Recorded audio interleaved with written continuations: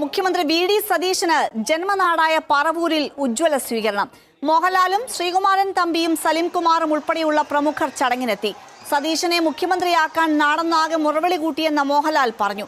പ്രതീക്ഷകളോടെയാണ് അദ്ദേഹത്തെ മുഖ്യമന്ത്രിയാക്കിയത്. സത്യസന്ധതയും സുതാര്യതയുമാണ് കാരണം. Narcotics is A dirty business എന്ന ഡയലോഗുമായി സ്വീകരണ സമ്മേളനത്തിനെത്തിയവരുടെ കയ്യടി നേടിയാണ് മോഹൻലാൽ മടങ്ങിയത്. Narcotics is a dirty business. എന്ന് എൻ്റെ ഒരു കഥാപാത്രം പറയുന്നുണ്ട്. കേരളത്തിൽ ഇപ്പോൾ മയക്കുമരുന്ന് ഒഴുകുകയാണ്. നമ്മുടെ കുഞ്ഞുങ്ങളുടെ സ്കൂൾ കവാടത്തിൽ വരെ മയക്കുമരുന്ന് എന്ന വിപത്ത് ഇന്ന് എത്തിയിരിക്കുന്നു.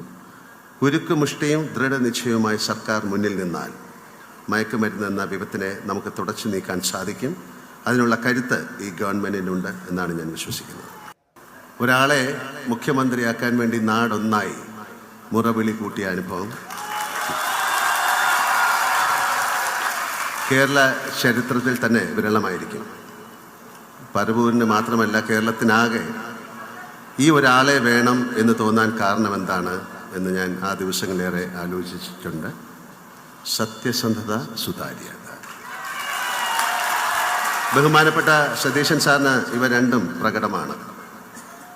ജീവിതത്തിൽ അങ്ങോളം മറ്റെന്തൊക്കെ കൈമോശം വന്നാലും ഇവ രണ്ടും കാത്തു സൂക്ഷിക്കാൻ അദ്ദേഹത്തിന് സാധിക്കട്ടെ എന്ന് ഞാൻ പ്രാർത്ഥിക്കുന്നു,